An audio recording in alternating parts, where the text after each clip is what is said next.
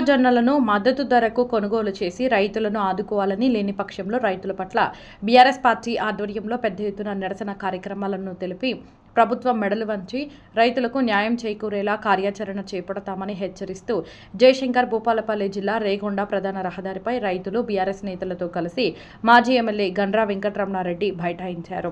ఈ సందర్భంగా వారు మాట్లాడుతూ వరంగల్ వేదికగా రైతు డిక్లరేషన్ ప్రకటించి రైతులను మోసం చేస్తూ మాయమాటలు చెప్పిన రేవంత్ రెడ్డి కాంగ్రెస్ ప్రభుత్వం ఏర్పడిన తర్వాత రైతులను ఈ ప్రభుత్వం మోసం చేసిందన్నారు. రైతుల పక్షాన బీఆర్ఎస్ పార్టీ ఉమ్మడి వరంగల్ జిల్లాలో నిర్వహిస్తున్న రైతు సదస్సు సభకు BRS party working president KTR విచ్చేస్తున్న తరుణంలో రైతులు మరియు బీఆర్ఎస్ నేతలు పెద్ద ఎత్తున పాల్గొని కార్యక్రమం విజయవంతం చేయాలని పిలుపునిచ్చారు.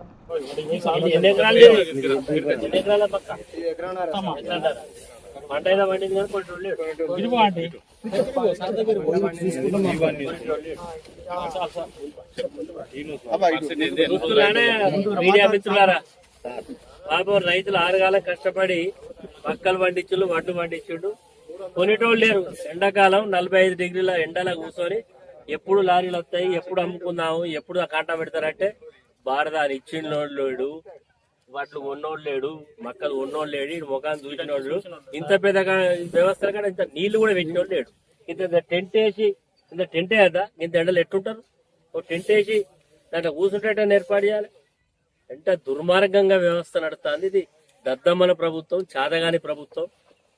మరి ఇక్కడ ఉండేటువంటి ప్రజాప్రతినిధులు ఏం చెప్తాను, వాళ్ళ వ్యవస్థ ఏందో అర్థమైతే లేదు. ఇక్కడ కాదు, ఇట్లా ప్రతి ఊర్లు ఉన్నాయి. గోరికొత్తపల్లి ఉన్నాయి, గన్పూర్లు ఉన్నాయి, మన అదేవిధంగా చాయపేటలు ఉన్నాయి, ఇటు చిట్యాలు ఉన్నాయి. ప్రతి సెంటర్లో మక్కలు ఇట్లా పడి ఉన్నాయి, కొనేటోళ్ళు లేడు. ప్రైవేట్ వాళ్ళకి అమ్ముకుంటే 1700-1800 అమ్ముకోవాలి. తక్కువ 1700-1800 అయితే పోయి, లేకపోతే సర్కారు 1300-1400 ఓపెన్ చేయకపోతే ఇప్పుడు అంతే. మీరు ఓపెన్ చేసి ఫోటో కత్తిరించుకోడు, రిబ్బన్ కత్తిరించుడు, అది అటే పోడు. అంతేనా కదా? 4 ఎకరాలు మేరు కుమార్ సాయి, కొత్తపల్లె గ్రామం, కొత్తపల్లె మేరు కుమార్ సాయి. 4 ఎకరాలు పత్తి పెట్టిన, పత్తి అప్పుడు ఇదే గోస.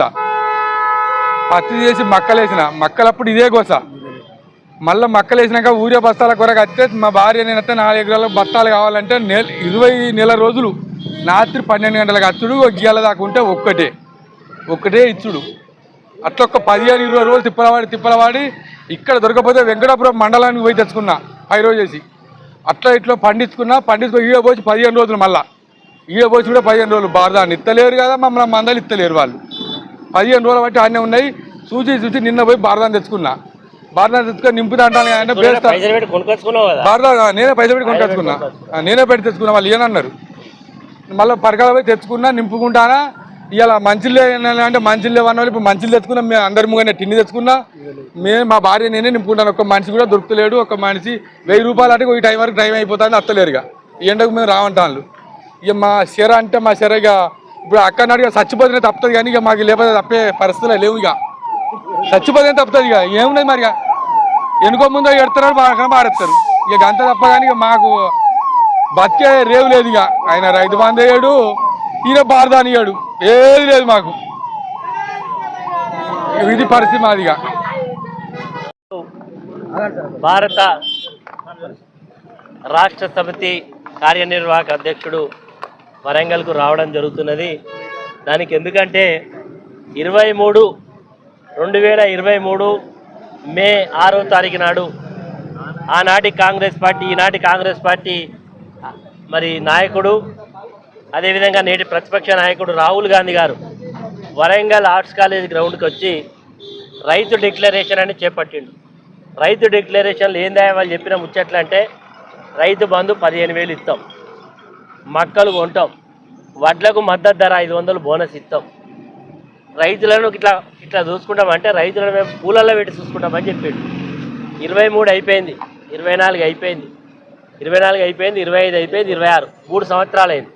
ఇప్పుడు రైతులకు ఏం జరిగింది? వీళ్ళు వచ్చినాక మార్పు, మక్కలు కొనేటోళ్ళు లేడు, వడ్లు కొనుగోలు చేసిన వాళ్ళు లేడు. యూరియా బత్తాల కొరకు పొద్దుటి నుంచే రైతులు పోయి తెల్లందాక పొద్దున్నాక ఆడ కావాలి కాస్తేనే యూరియా బత్త దొరికింది. ఏదో యూరియా బత్తాతుకో ఏదో ఇబ్బంది పడి పండితే కొనుగోలు చేసేటోడు లేడు. రైతు బంధు పైసలు ఏమైనా, రైతు భరోసా పైసలు ఎత్తాను 15,000 ఏమైందంటే 15,000 12,000 ఎత్తాను.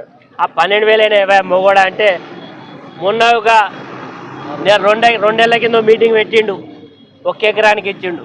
మొన్న కాళేశ్వరానికి వచ్చిండు, కాళేశ్వరానికి వచ్చి ఆ ప్రాజెక్టు చూసినట్టు చేసి కాటారంలో మీటింగ్ పెట్టన్నాడు, ఎకరానికి ఎత్తాడు. అంటే కేసీఆర్ గారు మొత్తం రైతులకు ఒకటేసారి వారం రోజుల పాట మెసేజ్లు వచ్చేది, టింగు టింగు టింగు టింగులు మోగేది. నీ ఫోన్ మోగిందా నా ఫోన్ మోగిందా చూసుకునేది, బ్యాంకులో పోయి టంగున పోయి పైసలు తెచ్చుకునేది. మరి ఈయన వచ్చినాక ఏంటంటే టింగు లేదు, టంగు లేదు, పైసలు వేసులు లేదు, ప్రచారాలకే పెద్ద ప్రాధాన్యత. అసలు ఏం కూడా పట్టింపు లేకుండా రైతుల విషయంలో నిర్లక్ష్యంగా వివరిస్తున్నది. కాబట్టి రైతులను మోసం చేసినందుకు ఒకసారి గుర్తు చేయడం కొరకు వరంగల్లో రైతు డిక్లరేషన్, రైతులను మోసం చేసినందుకు మోసపడ్డ రైతుల పక్షాన భారత రాష్ట్ర సమితి ఉందని తెలియజేయడం కొరకు రేపు మేము వరంగల్లో 6 నాడు పెద్ద ఎత్తున మరి రైతులతోటి ధర్నా చేయబోతా ఉన్నాం. కాబట్టి రైతులందరూ కూడా పెద్ద ఎత్తున పాల్గొని ఆ యొక్క సంఘీభావం తెలియజేసి ఈ ప్రభుత్వం మెడలు వంచాలి. ఎందుకంటే రుణమాఫీ చేస్తామన్న 2 లక్షలు అయినా అదే రుణమాఫీ ఎవరే రుణమాఫీ కాలే. అదొక పెద్ద ప్రయాస, పెద్ద బోకస్. ఈ ప్రభుత్వమే ఒక బోకస్, ప్రజాపాలన కాదు. ఇది ఒక దౌర్భాగ్య పాలన, అసమర్థ పాలన, చాటగాని పాలన. ఇది దద్దమ్మ పాలన. దద్దమ్మలు ఉంటేనే గిట్లుంటుంది. కాబట్టి రైతుల పక్షాన మా యొక్క నిరసన తెలియడానికి చేస్తున్నాం. అందరూ కూడా రావాల్సిందిగా ఈ సందర్భంగా కోరుతున్నాం. జై